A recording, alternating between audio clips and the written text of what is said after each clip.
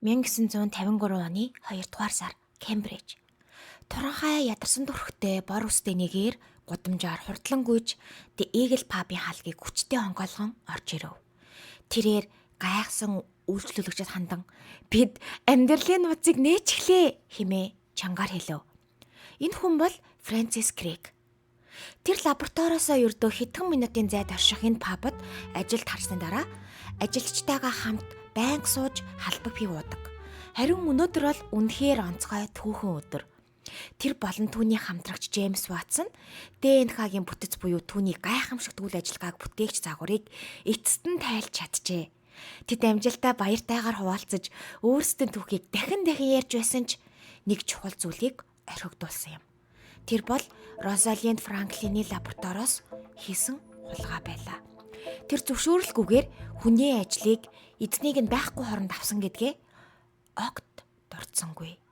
1920 он төрсэн Розалинд Франклины хувьд шинжлэх ухааны салбарт эмэгтэй хүн байна гэдэг тун ховор тун хэцүү зүйл байлаа. Эмэгтэйчүүдийн бодосрол хүртэл хязгаарлагдал байсан бөгөөд 1938 он тэрээр Кембрижид элсэн ороход оюутнуудын дөнгөж 23% нь эмэгтэй байсан ба химийн болоод физикийн салбарт энэ тоо бүрч бага байлаа. Тэрээр зөвхөн эмэгтэйчүүдэд зориулсан Ньюхэм коллежид элсэн орж эрчүүд авангаалсан орчинд өөрийгөө батлан харуулахын тулд тэрээр маш хичээнгүй ажиллаж байлаа. Түүний найз Гертрүүд түүний талаар дурсахдаа тэр их шулуухан бүр хатуу чанга хүн байсан. Альваад бөөрийнхий ханддаггүй, өндөр шаарддаг тавьдаг. Бусдаач муу адил тийм байдал хүсдэг байлаа гэж хэлсэн байдаг. Франклин их сургуулийн хичээлдээ бусдаас илүү амжилт үзүүлж дэлхийн 2 дугаар дайны үед шинжлэх ухааныг ашиглан их орондоо хувь нэмэр оруулж байв. Тэр нүүрсийг рентгенээр судлаад янз бүрийн нүүрсний бүтэц хэрхэн ялгаатай болохыг тодорхойлон ямар төрлийн нүүрс, ямар төрлийн шатхуунд хамгийн тохиромжтойг урьдчилан таамаглаж чадсан юм. Энэ бол түүний гайхамшигтай судалгааны ердөө эхлэлээ. Розалинд Франклины судалгааны үр дүн нь цэргүүдийн хэрэглэж байсан хим багийн нүүрс төрөгчийн шүүлтүүрийг илүү үр дүнтэй болгоход тусалсан юм. Үүний ачаар хэдэн мянган цэрэг угаартаж амь насаа алдах аюулаас мултарсан болоо. Гэвч харамсалтай нь Франклин өөрийн судалгааны зарим хэсгийн төлөө тодорхой хэмжээгээр хүлээн зөвшөөрөгдсөн ч ихэвчлэн тэр биш, харин түүний эрэгтэй хамтрагчид болон удирдлагууд нь л анхаарлын төвд ордог байлаа. Өнөөдөр хүртэл түүний нэр тийм жалдартай биш байгаа нь харамсалтай. Тэгвэл түүний яг ямар бүтээлийг Фрэнсис Крэг хулгайлсан юм болоо? 1950-ад оны эхээр Эрдэнэтэд амьтад, урагмал хүмүүс хэрхэн удамшлын шинжүүдээ нэг үеэс нөгөө дамжуулдгийг тайлж мэдэх төхөж байв. Энэ бол Дарвины хувьслын онол гарснаас хойш 100 жилийн турш эрдэмтдийн хариулт хайсан асуулт байлаа. Дарвинаас өмнө ихэнх хүмүүс амьд организмуудыг бурхан тэдний эцсийн хэлбэрээр бүтээсэн бөгөөд тэд огт өөрчлөгдөхгүй гэсэн үзэлтэй байв. Гэвч Дарвин энэ санааг няцааж төрөл зүйл хувьсан өөрчлөгдөж шин шинжүүд дараагийн үед дамжидгаа гэсэн онол дэвшүүлсэн юм. Энэ нь удамшлын мэдээллийг дамжуулдаг тодорхой нэг механизм байх ёстой гэсэн үг байлаа. Дарвины ном хэвлэгдснээс 7 жилийн дараа Австри-Унгарын жижиг хот Бюрент буюу өнөөгийн Чех улсад нэгэн санваартан түүний хувьслын онолыг батлах судалгаа хийж байв. Григор Мендель нэртэй энэ санваартан 7 жилийн турш 28 мянган ширхэг шош тарьж тэдгээрийн удамшлын онцлогийг хэрхэн дамжиж байгааг ажиглажээ. Тухайн үед удамшил хэрхэн ажилдаг нь тодорхойгүй байсан бөгөөд ихэнх хүмүүс эцэг эхийн шин чанарууд холилдоод үр удмын шинжийг бүрдүүлдэг гэж боддог байв.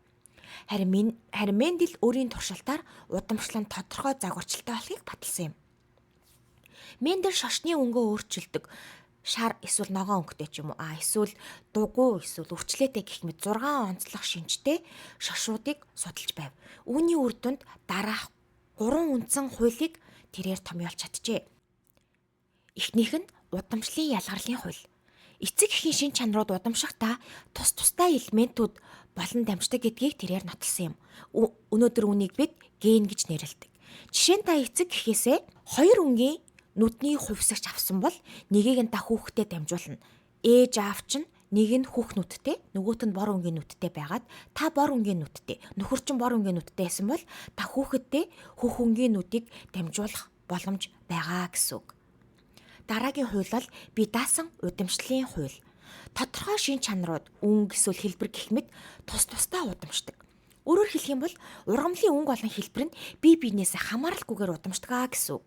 Хүн дээр жишээ авах юм бол нүдний өнгө, үсний өнгө зэрэг шин чанарууд нь өөрсдөө тусдаа бөгөөд эдгээр нь хоорондоо хосолж шинэ үр дүнг үүсгэдэг. Харин дараагийн хууль бол давамгайлах болон даалт шинжийн хууль.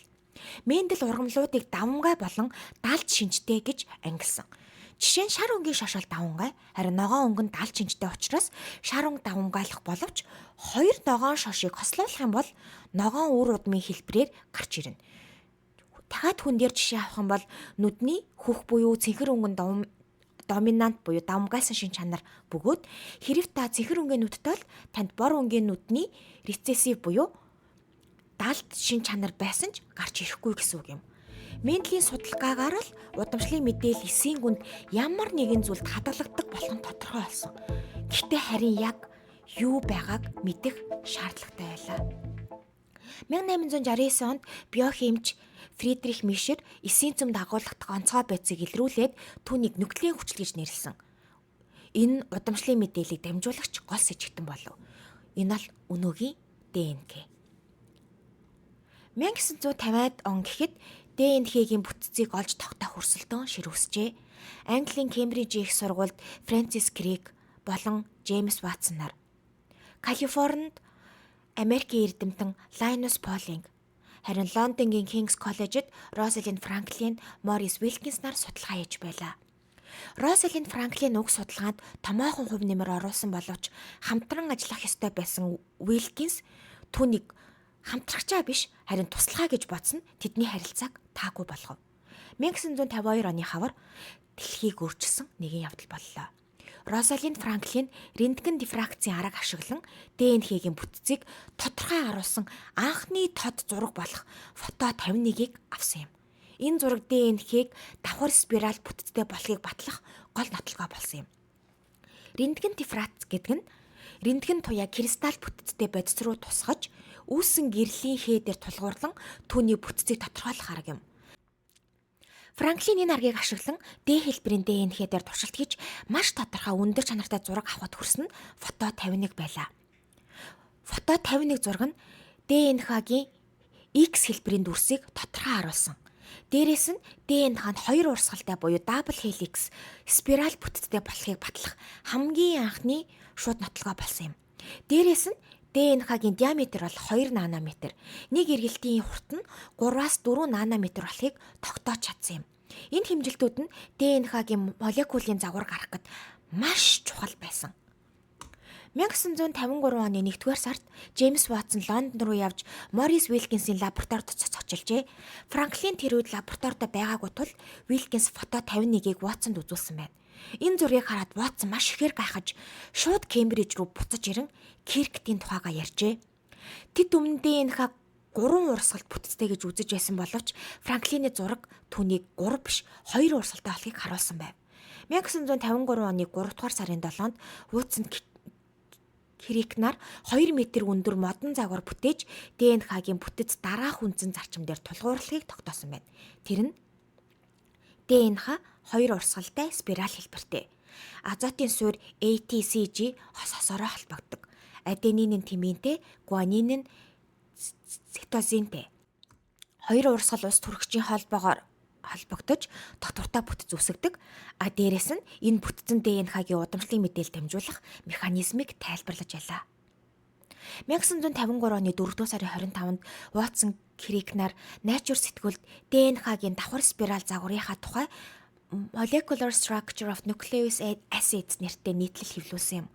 Энэ нийтлэл ердөө нэг хуудас байсан ч гэсэн генетикийн шинжилгээ ухааны хувьсал болж чадсан. 1962 онд Ватсон, Кирк, Вилкинс нар ДНХ-гийн бүтцийг тайлсан гавьяагаараа Нобелийн шагнал хүртсэн юм. Гэвч тэдний ажлын гол түлхүүр болсон Франклин энэ үед аль хэдийн таал төгссөн байлаа. Рентген судалгааныхаа явцад Франклин хитэх цацраг туяанд хүрсэн бөгөөд 1956-нд өндгөвчний хор тавтраар онцлогджээ. Хэдийгээр тэрээр эцэг хүртэл лабораторид ажилласан ч 1958 онд ертөнцийн мөнх бусыг үзүүлсэн юм. Учир нь Нобелийн шагналыг нас барсан хүнд өгдөггүй тул Франклин нэр дэвших боломжгүй байлаа. Түүний нэр хожим нь олон жилийн туршид мартагдсан боловч өнөөдөр бид түүнийг ДНХ-гийн нууцыг тайлгаж чухал хэм нэмэр оруулсан эрдэмтэн гэдгийг хүлээн зөвшөөрөхөөсөр аргагүй билээ. Энэ бол дэлхийг өөрчилсөн хулгай юм.